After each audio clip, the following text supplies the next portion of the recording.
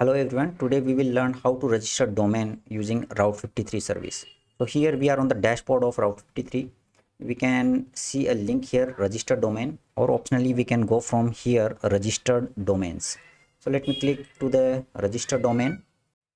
We will search for our domain. So let me paste it ngpracticals.com and I'm going to search whether it is available or not.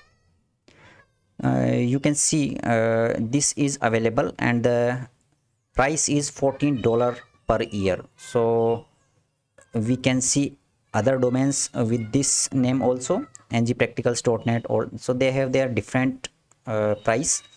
So I am looking for the .com domain, so I'm going to select it and we can proceed to checkout. Here we can select the duration 1 2 3 4 years. I'm going to select for 1 year and I'm going to choose the option auto renew. Now I'm going to click on next. Here we need to fill our contact information.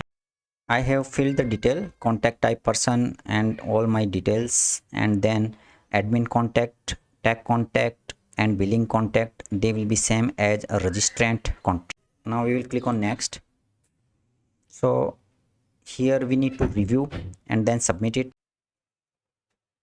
and we can check the terms and conditions and we are submit it.